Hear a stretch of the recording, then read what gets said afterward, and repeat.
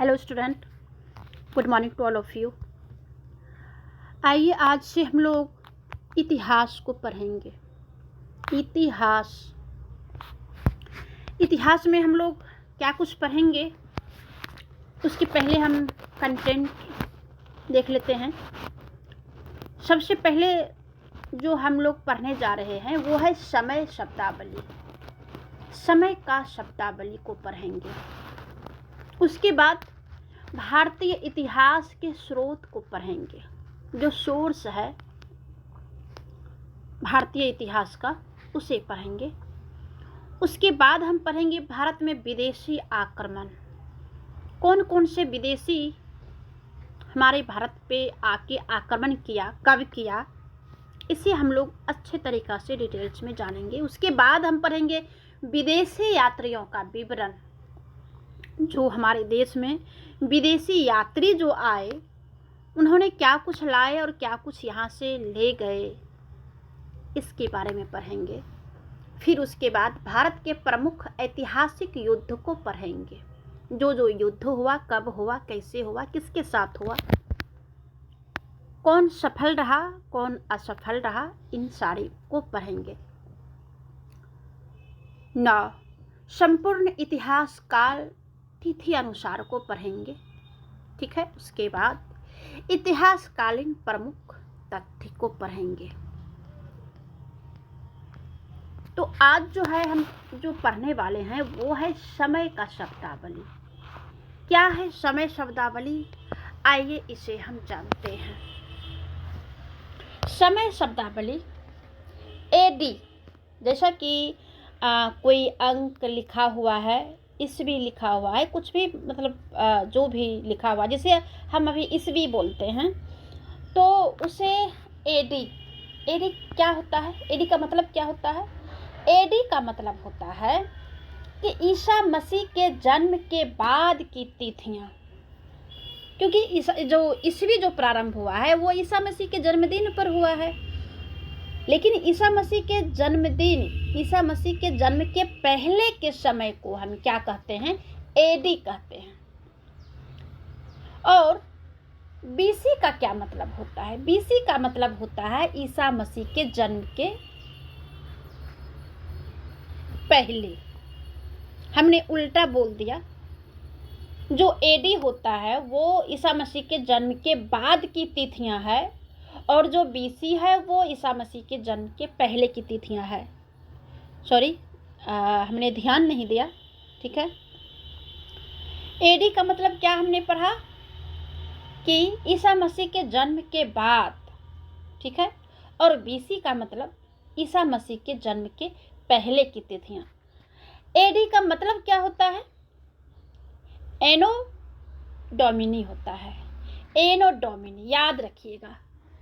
AD का मतलब ये होता है एनो डोमिनी, और बीसी का मतलब होता है बिफोर क्राइस्ट।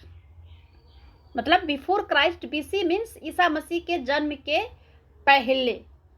बिफोर पहले, क्या चीज? बिफोर क्राइस्ट, क्राइस्ट के पहले। लेकिन वर्तमान समय में क्या है? एडी का जगह सीई ले लिया है और बीसी का स्थान बीसीई ले लिया है।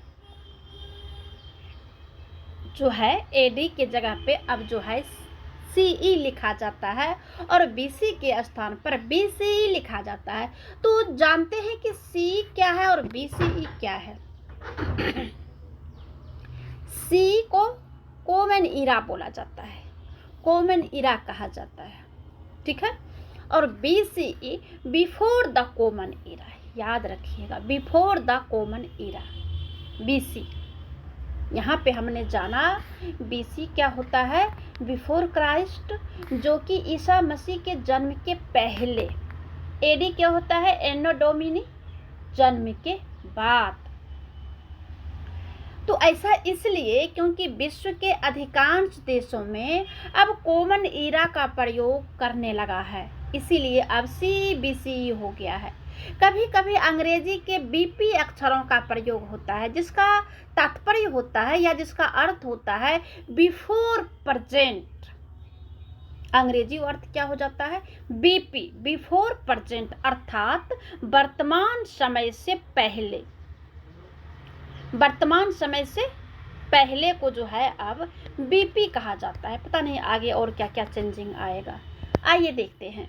ईस्वी, EAD, एडी बढ़ता हुआ क्रम, ठीक है, एडी बढ़ता हुआ क्रम। जैसे कि 1582 एडी क्या हुआ? ये एनो डोमिनी हुआ, ये बढ़ता हुआ क्रम है। ये जो है ग्रेगोरियन कैलेंडर है। ग्रेगोरियन कैलेंडर जिसे आप पोप कैलेंडर भी कह सकते हैं, पोप ग्रेगोरी कह सकते हैं। उसके बाद 622 एडी आता है, ठीक है। 622 एडी में हिजरी कैलेंडर आता है, जिसे कि हजरत मोहम्मद साहब ने दिया था। 622 एडी को हिजरी कैलेंडर मीन्स हजरत मोहम्मद साहब का जब स्टार्ट होता है। फिर 78 एडी ये शक संवत यानी कुषाण शासक कनिष्क का समय, ठीक है। ये एडी हो गया, एनो डोमिनी हो गया। अब ईसा मसीह का जन्म हुआ। ईसा मसीह के जन्म के जो पहले है वो 46 BC. 46 BC, BC means before क्या हुआ? ईसा मसीह के जन्म के पहले का जो है, जिसे कि हम जूलियन कैलेंडर कहते हैं। जूलियन कैलेंडर मीन्स जूलियन, इसको सीजर भी कहा जाता है। और 58 बीसी विक्रम संवत, जिसे कि उज्जैन शासक विक्रमादित्य के जन्मदिन। 557 बीसी क्या है? ईसाई कैलेंडर है। 557 बीसी ईसाई कैलेंडर। बिफोर क्राइस्ट जो है 527 बीसी।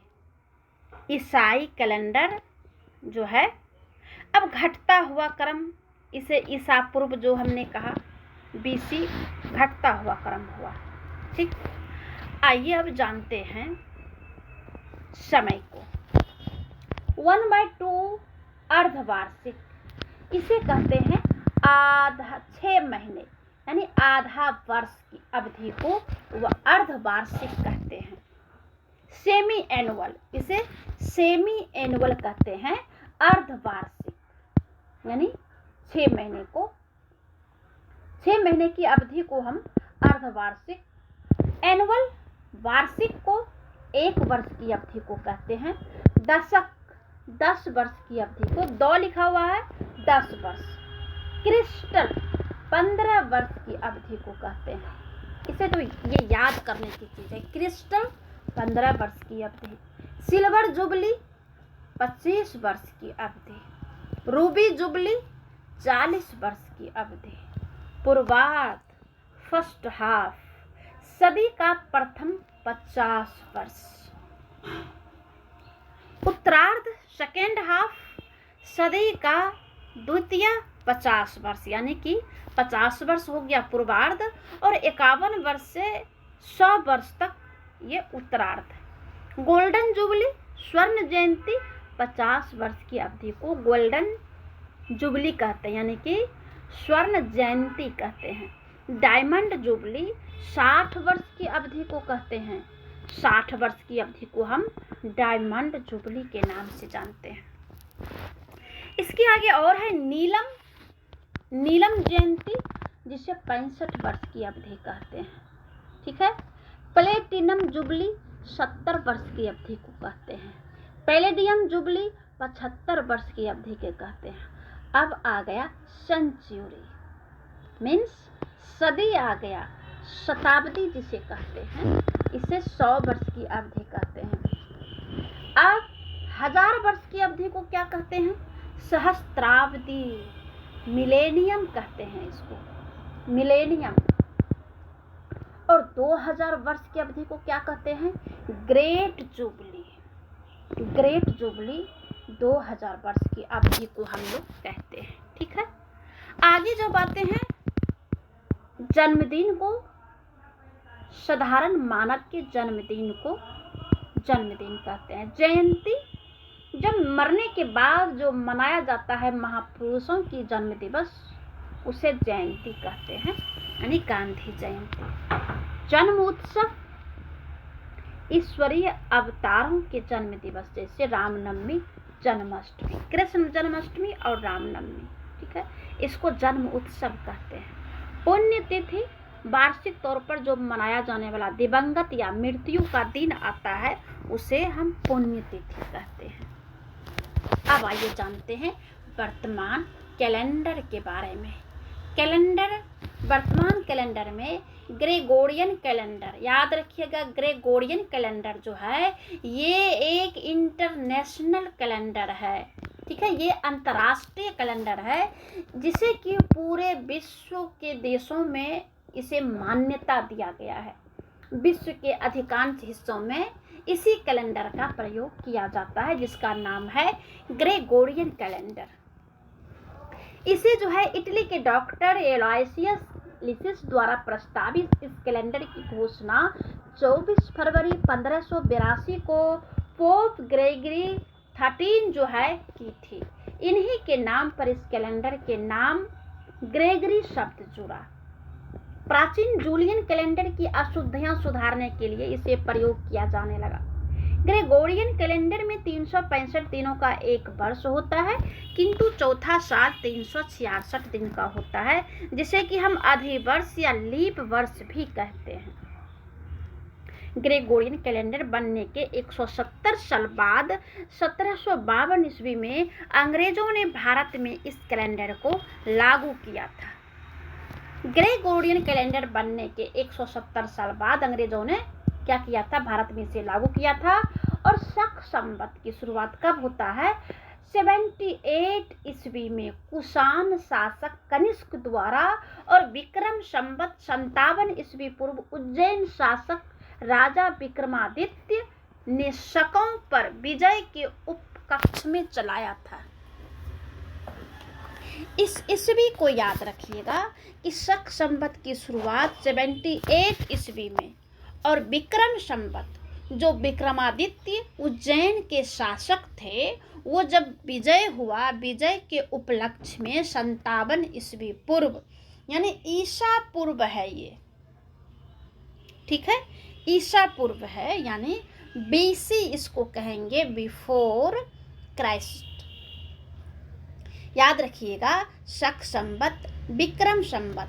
शक संवत भारत का राष्ट्रीय पंचांग या कैलेंडर भी कहते हैं, जिसे 22 मार्च 1957 को अपनाया है। किसको? शक संवत को 22 मार्च 1957 को अपनाया। इसका पहला महीना चैत कहलाता है।